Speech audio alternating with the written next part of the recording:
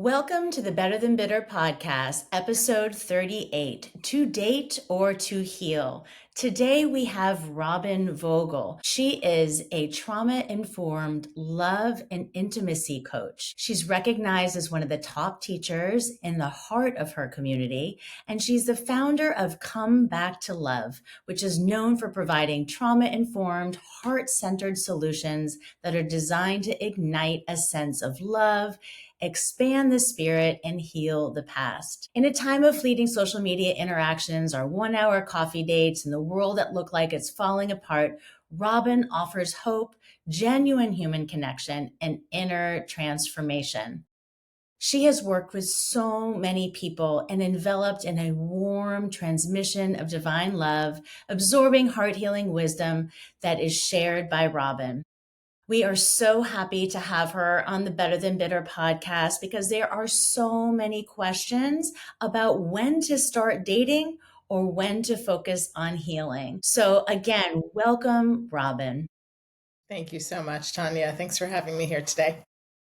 So this is such an important topic because so many times in my support group, the question comes like, when do we start to date? And more recently, we're going to do a 3-part series on this. But the first piece of that is that question is about like, where are you? Are you in a process of healing and you're looking to date to escape or to maybe buffer some of the feelings that you have? Or are you actually interested because maybe your marriage had been dead for 10 years and you had stuck in that marriage and you had really healed over that time and this was just the last straw and you're like, yeah, I'm just ready to get back out there. So there's so many different question marks when it comes to this topic, and you are the perfect guest to bring on because I know that you've done so much work and bringing people together and really understanding the trauma as it relates to love and how people can heal through that process to move into a more healthy relationship. Yes, very good topic. Thank you for bringing this today. And you raised already some of the pieces that get expressed. And I think there's a range, right? Some people are, just to name some more of the things that happen, some people are just, like you said, so ready to get out there. They just are sick and tired of whatever they've been experiencing. Maybe they've been in a loveless or a sexist marriage or partnership for a long time, and they're just like wanting to have fun and under the surface, perhaps wanting to have a nice distraction. And that can be a fine reason to date, except that sometimes, and I would say often, that leads to a relationship that maybe you didn't actually intend to have, or, you weren't really ready for. And so then we see a lot of we see a lot of things from that. From that, there we can see a lot of 3-month relationships because it takes about that amount of time to get to know somebody and see if there's even like a real connection other than maybe the chemistry you feel on that first coffee date, that first 1 or 2 coffee dates. And so there's a lot of 90-day relationships and then a breakup, and then a 90-day relationship and then a breakup. And that's actually really hard on the heart and on the nervous system. So that's one thing that happens.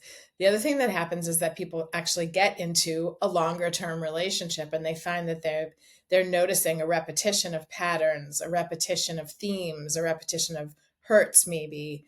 And they're like, how did this happen again? Why do I keep attracting the same person in a different body? Why do I keep having the same experience?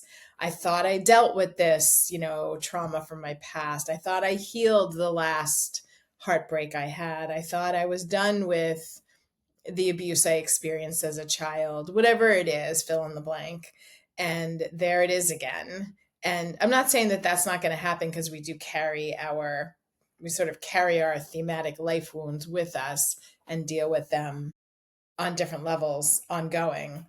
But I think it leaves people feeling really frustrated and then thinking that they're broken or they're not good enough or something's not right because they can't actually have the sustainable relationship that they're really craving. So I'm going to pause there for a minute because there's some things to unpack there probably. Yeah, I mean, I find it really interesting. And of course, I reel back into my own experience. And I think that, some of the pieces that, when I do some coaching around people, it's about rediscovering your authentic self. And, in this process of healing, we do some work in my coaching program where people think about, well, what were you like and who were you before your marriage? And really writing down all of the things they loved about themselves pre marriage. And then thinking about marriage and not just the things that, they evolved. And I'm sure they still loved pieces of themselves in that marriage, but then they lost that sense of self in that process because maybe they had evolved into something that was more what that other person was looking for. And or again, responsibilities, child rearing, etc. And we tend to map that back to, okay, you have an opportunity to reinvent. So, what is it about you from your past and match it with what you like about your present and bringing back that kind of total self and thinking, is this authentically who I am? How can I bring this more authentic self forward? And sometimes, at least with me, I think that when I went through that process myself, part of that exploration was around getting out there and meeting new people and not necessarily looking for love. Because I talk about in all of my coaching is that dating with the intent of looking and finding a partner is a much different experience than just going out, expanding your social circle, experiencing self-discovery in the process of building new relationships, but not necessarily shopping for love. I think that part of it is like people who go and shop for love usually don't aren't not successful because they've got a laundry list of a checklist and they're not just allowing moments to happen. They're like at the table on that coffee date checking the boxes and they're not just enjoying the experience, right?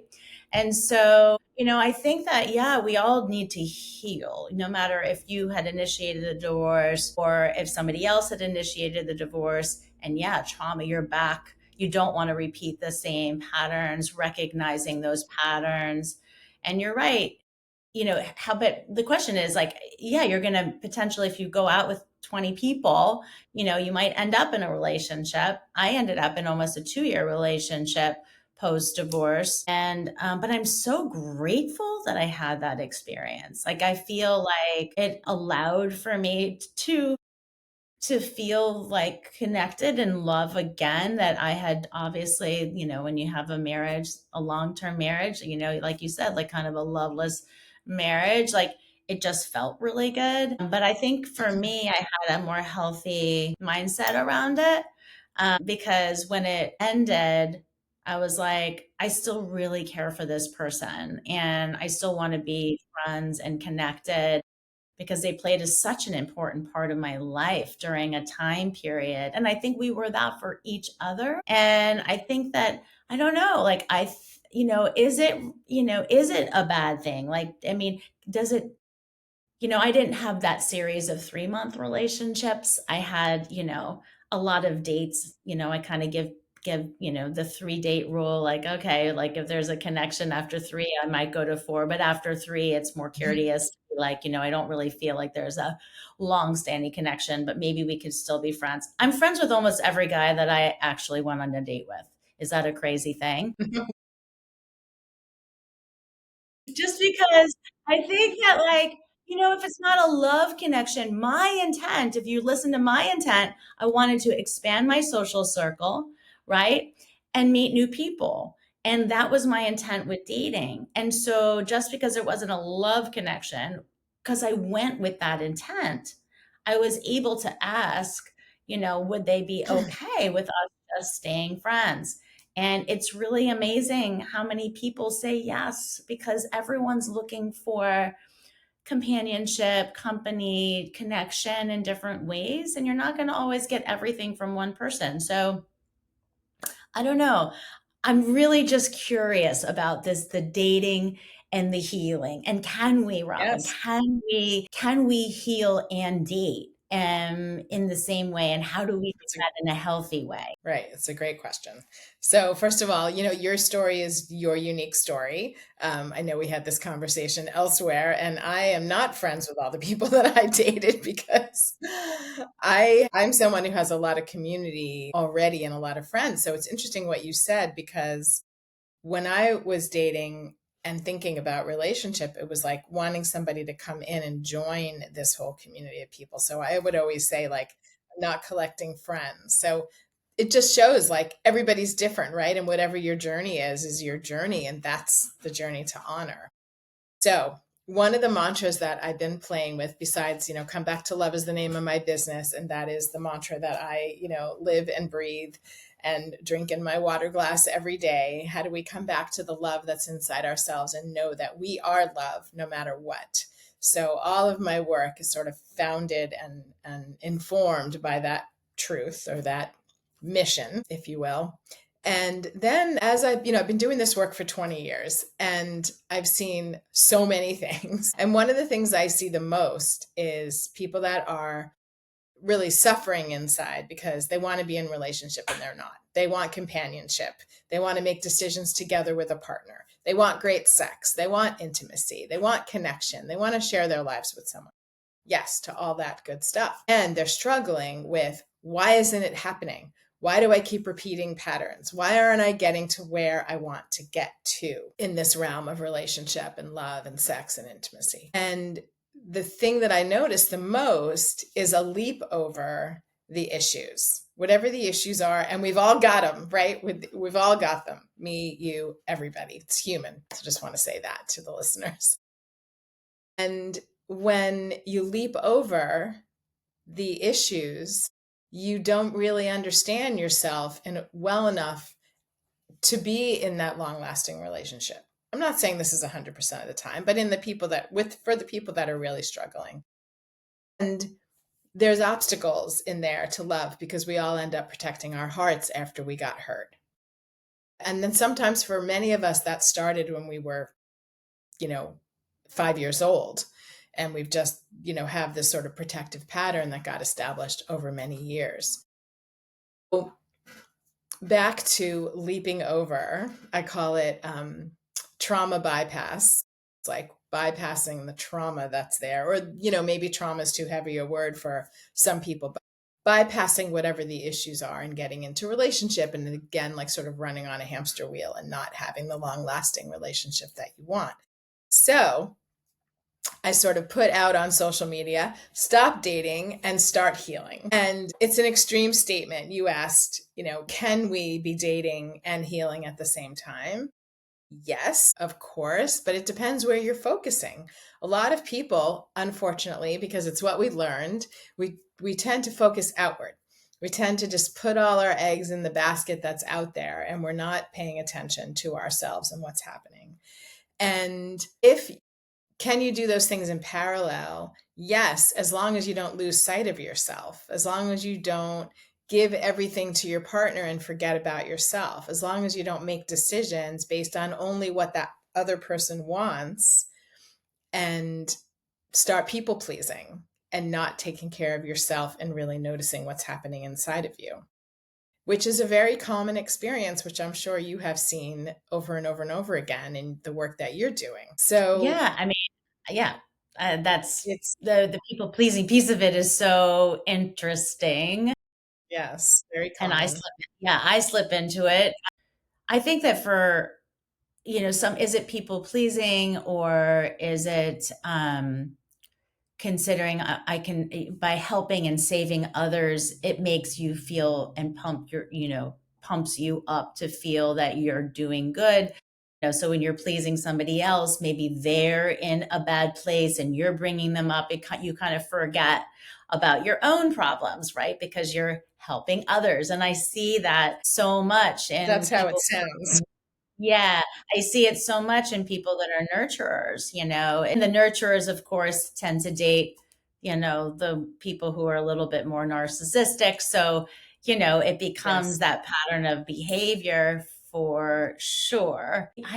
I love the fact that talk about that inward versus that outward. And I know one of the things that we talk about in life coaching is that lovability. So it's not about being love able. Like, so not everybody is love able, because your lovability is that you are lovable just the way you are. Right. And Yes. being able to focus inward and saying, I am lovable. Everything about me is lovable just the way that I am. But bringing in a partner, they might not be love able, so you don't have control over their ability to be able to love, because again, they might not be loving themselves enough to love you, but you have to understand that you are lovable. And I think those are two kind of, I just love the dichotomy of the word loveable or lovable, Yeah. right? Yeah. And then I Beautiful. think about emotional availability and things like that, about, being attracted to those that aren't emotionally available, which, sometimes the person on the other end, the people pleaser, the person who likes to nurture, tends to, like you said, start to not feel good about themselves because they don't believe that they are lovable, right? Because the other person doesn't know how to show love. So I'm assuming that's a lot of the kind of work that you do. Yeah, well, I invite people to stop dating when they're noticing a pattern, when they're not getting to where they want to get, when they're sometimes hurting other people in the process, and certainly hurting themselves in the process. So I take that actually very seriously, the stop dating, start healing. And, how long I invite people to stop dating and start healing is very individual. Sometimes people need like just a couple of months to regroup with themselves, to really look inside at what happened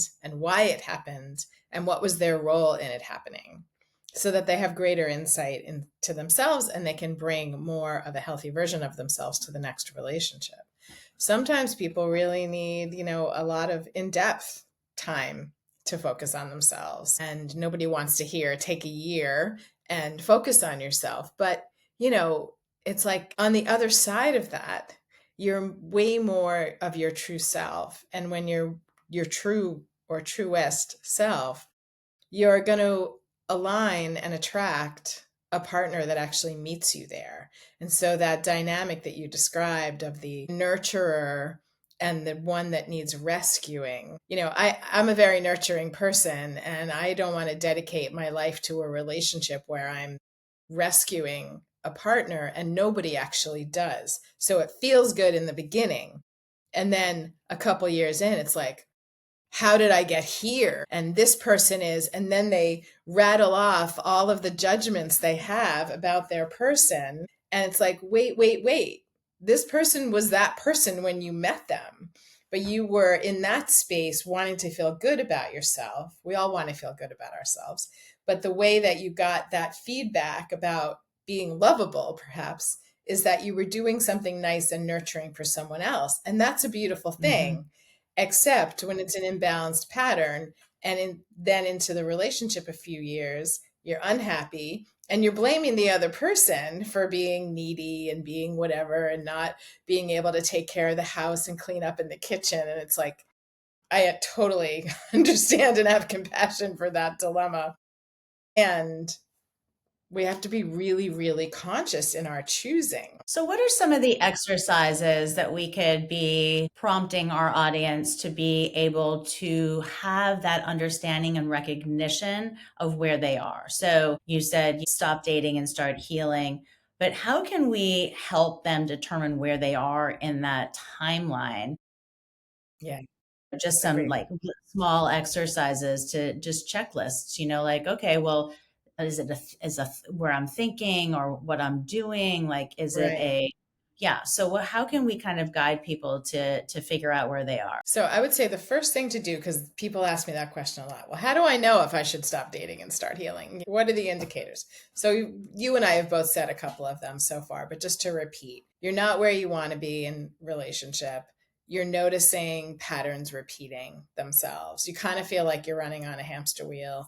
You tell yourself like, I just dated this person. They look different. They look different, but it's the same dynamic. Why do I keep attracting a narcissist? Why do I keep attracting somebody who's so wounded? Why do I keep attracting someone who's financially unstable? right? There is many things. So what's really important and very helpful, and it is very helpful to do this with a coach, but you certainly can do it on your own, is to look back at your timeline of relationships. And sometimes I'll have people like sketch it out on paper, right? Like make a timeline, put all the relationships they've had, short ones, long ones, the longest one, the marriage or whatever, and then write down the themes that they see in that particular relationship. First, just focus on the one relationship and then look at it.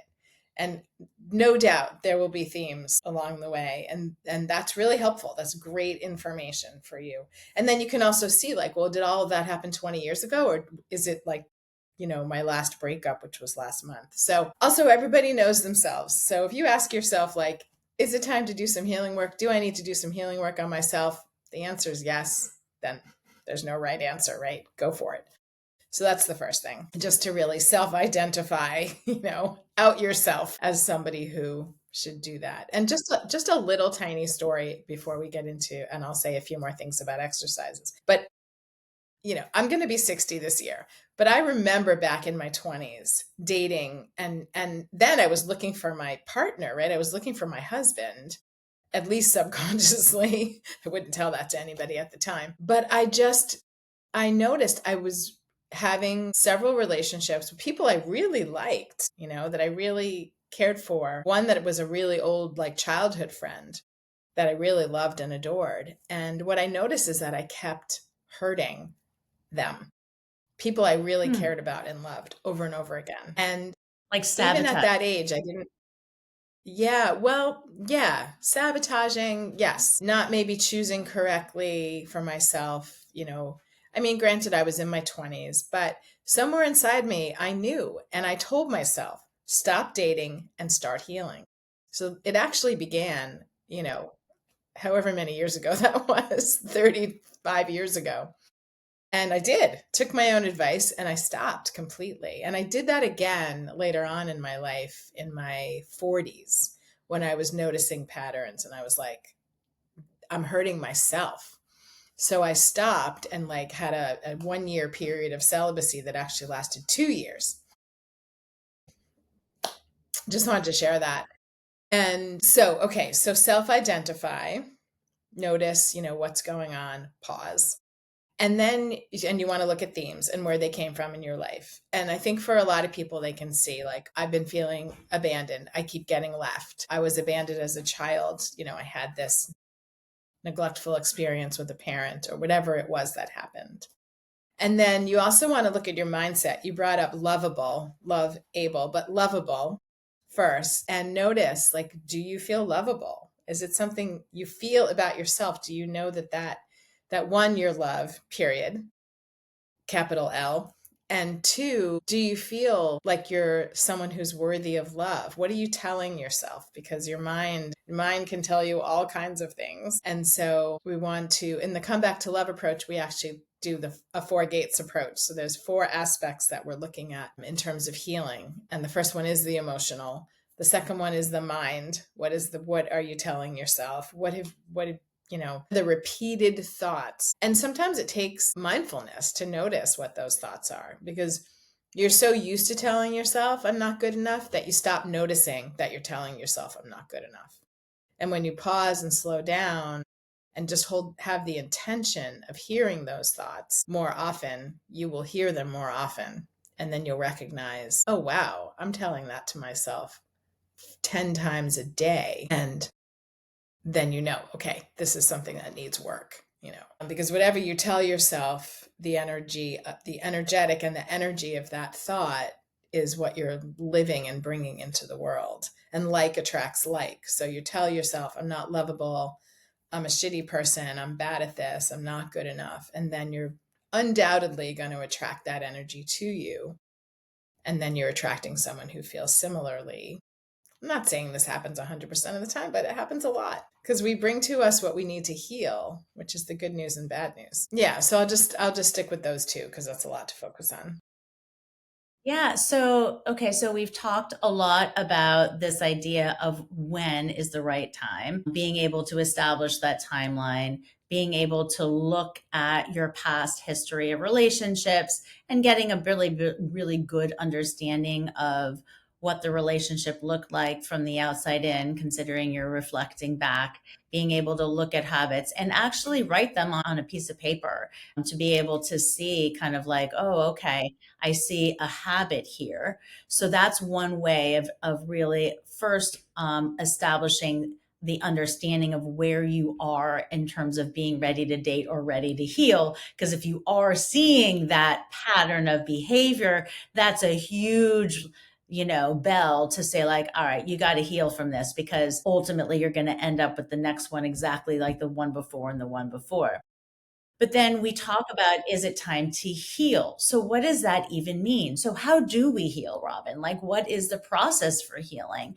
Mhm. And how do we get ourselves out of these habits and what can we be doing on a daily basis? One of the things I hear you saying is about self-compassion, meaning that if you recognize how you're talking to yourself every day, and if you're not talking to yourself like you would talk to a friend, that's how I teach people, in my business about what self-compassion is. Like, I wouldn't, say to you as my friend, you're worthless, Robyn. You're not worthy of love, Robyn. And if you're talking to yourself that way and it's not something you would ever say to a friend, if you, as my friend, were struggling, I would be encouraging you. I would be trying to create some level of hope. I would be pointing out all of the great things about you. And if you're not talking to yourself in the same way that you would talk to a friend, then self compassion is something obviously that you need to be working on. So, how can we give people daily exercises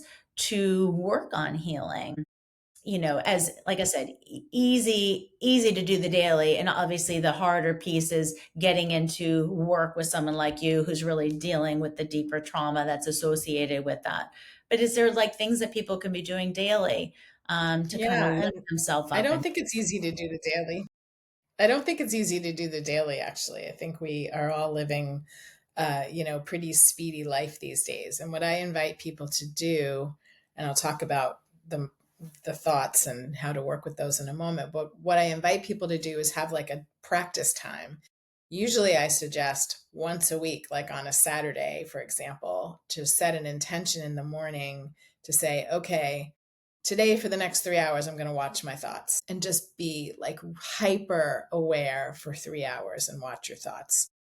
Because during the day, when you have a meeting and then you're going to lunch and then you're picking up the kids and then there's like a zillion things. It's really hard to notice your thoughts. So I just want to say that. So it'd be great to be able to do it daily. And if you have a meditation practice daily, then yes, that is ideal and that is really helpful.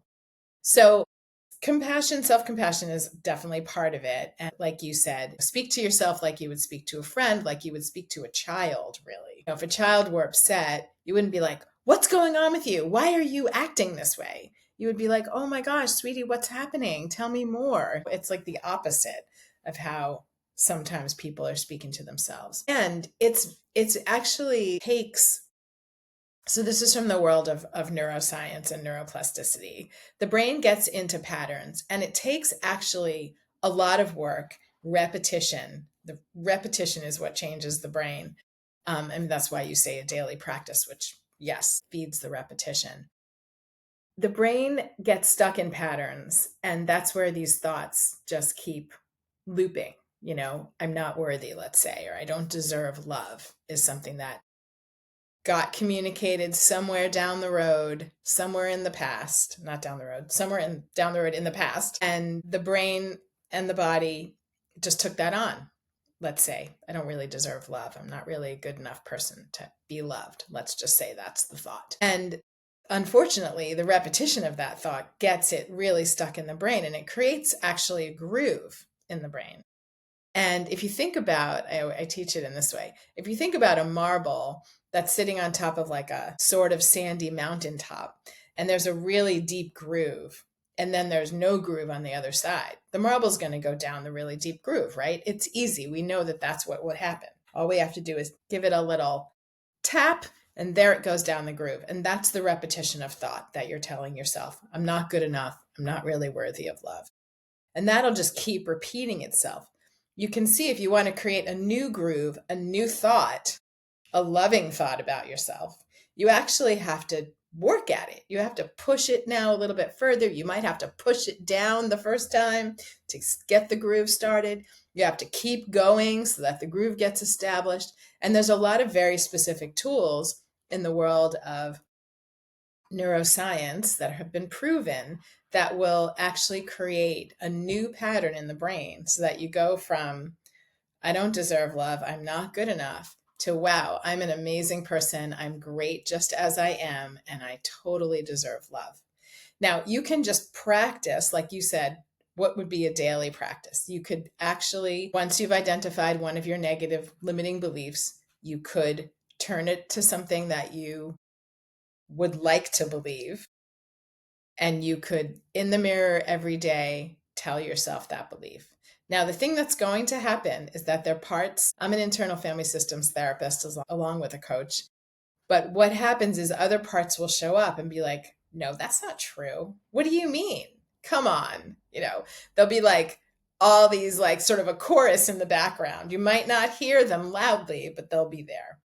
So that is one of the limiting pieces of just doing what we would call mirror work or affirmations. There's a lot of talk about just do affirmations every day. Well, if you've got a part coming in every day going like, no, you're not really good enough, that's not true, then your affirmations aren't really going to be effective. It actually takes some really, too complex for today's podcast, but some very specific tools that actually help rewire the brain. Some of it can be somatic work, tapping work. Some of it is very specific tools to actually, I'll just say, sort of flush the body with the feel-good hormones that you really want to be experiencing when you tell yourself, like, yay, I'm an awesome person, because that feels good, right? And you get a flush of good hormones there. And that flush of good hormones actually helps rewire the brain, which is kind of interesting. I'm a little bit of a science person, so you got that science piece.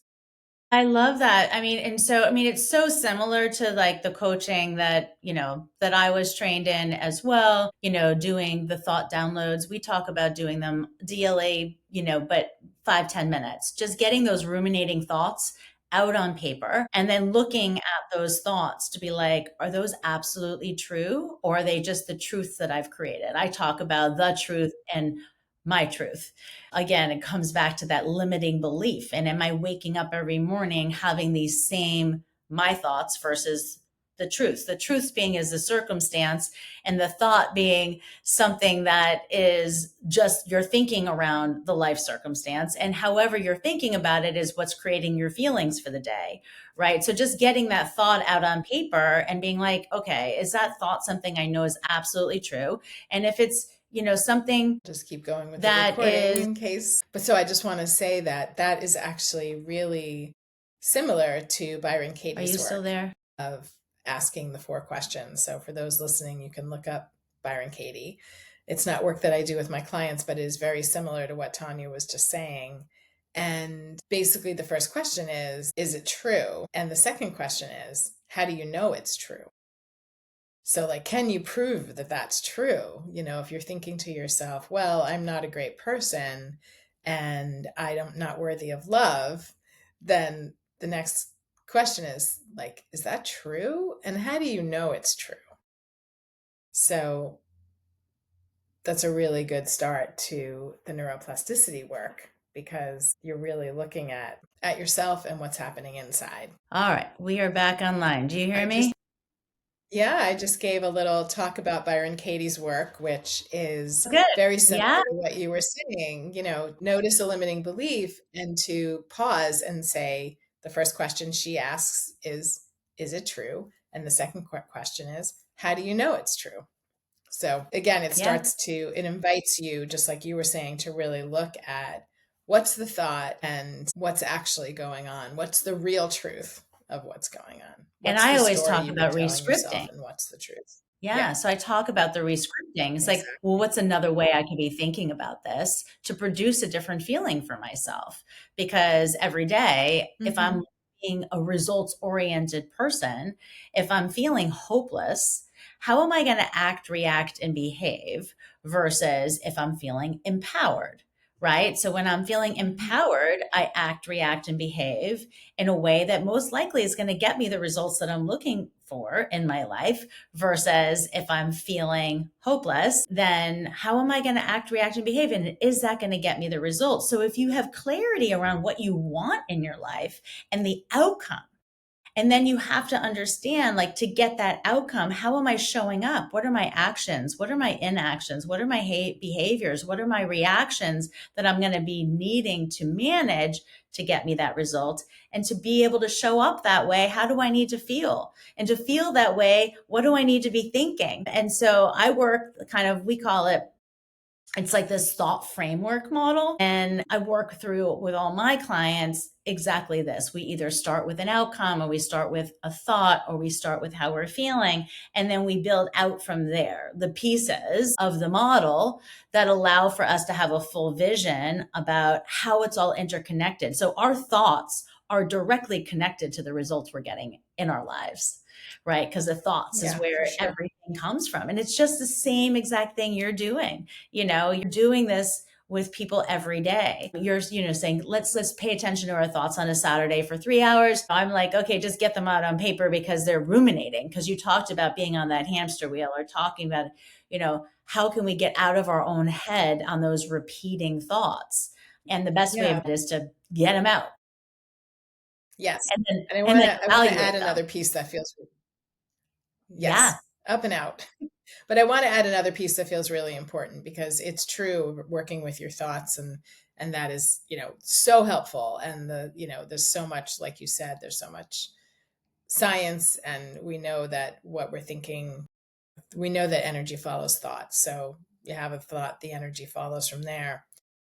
And the really deep healing piece to me is so, so important, because where did the thoughts come from? I do something called a bridge back meditation, basically inviting people to notice what's happening in this moment, whether it's a thought or a feeling or a trigger or a reaction. And we do this meditation. It's a little bit of a shamanic journey back to whatever, back to wherever it goes, whether it's, early in this lifetime, maybe it's in another lifetime, maybe it's just an experience somewhere that isn't definable, but that they can access the healing that's actually required, so that actually those thoughts, those behaviors don't even exist anymore after doing that Hmm. kind of work. So that's just a piece I want to add, because it's really so, so valuable to the healing journey. I mean, I would say, like, in Come Back to Love, like I said, we have a 4-gate approach, but the first 2 gates being one that works on the emotion and the second that works on like, they work together really, really powerfully. And that's how we spend, in my 9-month program, Heal Your Heart, that's how we spend like the first 30 to 60 days, like really diving in, so that people really get, this impacted me. Sometimes I hear people say, like, my past impacted me way more than I thought, and it's, Yeah. it's And do okay. you It find just also, is, because we're yeah, human. yeah. And I think that, like, I think about, I've got clients who are also really good at compartmentalizing. And, Right. and I might actually be in that category of compartmentalizing, so when I'm in it and I want to heal and do the work on it, I'm in it and I'm doing the work, but then I compartmentalize that and allow for my life to move on. So I don't sit in that place all day, every day. And, whether that's a healthy habit or not a healthy habit, because I am really big into healing and are really big into doing work. But yet, Yes. again, you got to allow for your life to be lived in the moment as well, and stay really present.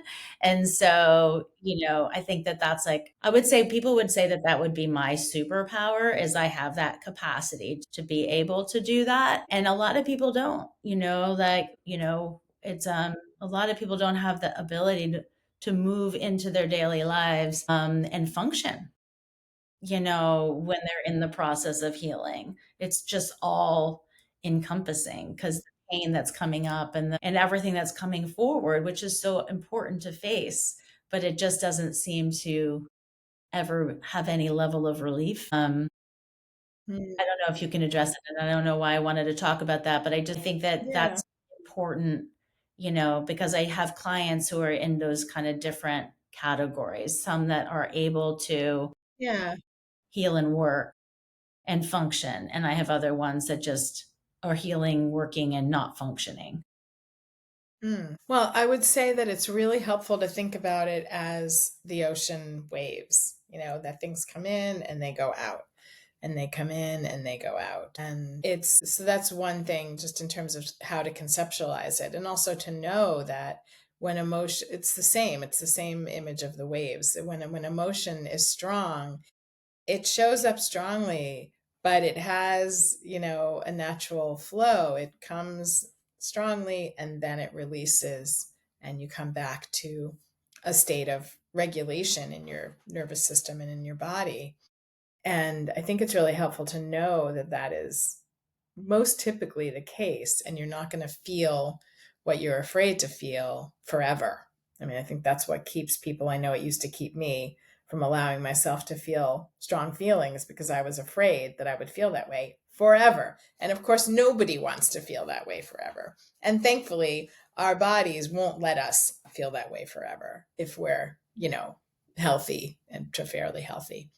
So it takes some courage, and it takes some work, and it takes some trust in order to do the work. And I can't say enough about, how helpful it is, I especially think on this journey. Love. I love the concept of the wave, and I actually use the same visual. I know I listened to some work that Tara Brach was talking about, and she uses the analogy of surfing the waves. And it's not that the waves are going to stop crashing, you just need to learn how to ride them. Right. And that's really about how to build resilience and to understand that, again, those waves, they're just going to keep coming and they're just going to keep coming. But yet, if you can learn to ride that wave and Mm. stay with the current and stay with the water that's moving, you're just going to learn that the longer you sit with that emotion, the vibration in your body will begin to subside. But if you don't, try to get out into the water at all, then that emotion, that vibration, it is going to sit with you for longer. It's about facing those emotions, facing your fears, being able to sit with them, allow for that vibration to be there, and it actually will start to subside. I actually talk about hunger pain. So, when you get super, super hungry and your stomach is just growling, Mm. but then you don't actually get to eat for 30 minutes, do you realize that like those hunger pains are Mm. gone, right? They subside. And I Right. feel like some of our most intense emotions, if you sit with them and you allow for that vibration to be there and you cry, you shake, you do whatever you need to do just to sit there and be with that feeling, it does start to feel better. Whereas if you just buffer it Yeah. and move it aside, that goes back to the Right. dating. Are we dating to buffer so we're not actually paying attention to we're feeling in our body? And we're trying to get another, you know, cortisol release or endorphin release based on what somebody else is doing to make us feel better. That, of course, is unhealthy dating, right? Mhm. You want to be able to produce those same amount of hormone release or cortisol releases. You want to be able to create those for yourself, right? And then when you can, that of course is the indicator that I don't need something else with it, like overeating, over drinking, over smoking, over sexing, over scrolling, like all these buffering things. You don't want to Yes. over anything, right? You want to make sure that you're in a place where you can produce and be present with yourself to produce all of these amazingly important releases in your body. And then, of course, it feels even better to go and eat because you feel better about yourself. You feel better about your ability to love yourself. It's just Yeah. such a honest, exercise. So I know that we're Yeah. kind of tight on time. I do want to make sure that everybody knows a lot about you, Robyn. You do so much. I want to talk for a minute about some of the retreats that you do before we go, because I think not only do you have these amazing 9-month programs, but you take people all around and you do such incredible healing, with people on experiences. Again, you're like hitting two birds with one stone. You're like giving them experiences which produce those natural endorphins. You're allowing people to connect with other people, but in the same place, you're also doing the healing work. So do you want to talk a little bit about what you do in that way? Sure. Happy to. Just back from Italy, as you probably know. So yeah, the 9-month program, like I already mentioned, Heal Your Heart, is one of the main ways that I work with people. And I have a lot of in-person work as well. I have things that are for people that are local to the New England area. And I bring people that are in all areas in the world to these beautiful destinations. And we have week-long retreats. I've been doing that for 11 years now. And this year we just went to Italy and we're going to Costa Rica in December. Next year, I think we'll be in Portugal and Greece and also Costa Rica. I go to Costa Rica every year, every December. So it's a really, like you said, it's such a wonderful opportunity to come into a sacred space, first of all, to connect with other people on a similar journey. It's singles and it's also couples. I don't separate them out because there's so much to learn from each other. I find when we have a couple of couples in the room, it's like they are just demonstrating what it's like to move through challenges in relationship, and everybody else really gains from that experience. So it's a combination of a deep inner journey. My work is Tantra informed. I've been teaching Tantra for 20 years, along with my background in psychotherapy and coaching. And so it's all about really deeply connecting with yourself and being in a community, if you will, for usually a week, somewhere between, 5 to 7 days, depending on the retreat. And at the same time that we have this deep well of a container to really turn our gaze inside and inward and do the internal work and really discover the number one obstacle to love, whether you're in relationship or not. There's something in there that's underneath that's hard to find. And having a space to pause, take some breaths, spaciousness, slow down, get rid of all those distractions that you just mentioned. It makes it so much easier to discover what that obstacle is and then to work on it in a safe way. So we have that combined with an excursion to a medieval village or a hike to a waterfall or, just a snorkeling trip, like just incredibly beautiful afternoon activities, or just resting by the pool, taking a nap with your journal and, cuddling up with yourself. So people are at choice. And it's just a really nice blend of things, along with the most delicious food and incredible views. It's just been amazing. I feel so blessed. And it's the last week in Italy, which was just 2 weeks ago, was just to Costa Rica coming up in December. And we have, I think, 6 or 7 spaces left. So it's about 2/3 full. That is awesome. Well, I just want to thank everybody for joining us today. This is Robyn Vogel with Come Back to Love. You can find her at comebacktolove.com. And all of her information will be in the show notes as well as in the transcript of the podcast. And I just really thank you, Robyn. The work you do is so important. And I hope to have you back on and we can talk about kind of the next step of the journey when people do start in on the healing path and how to continue the momentum forward for sure. Thanks again, Robyn. Yeah. You're welcome. Thank you so much, Tanya.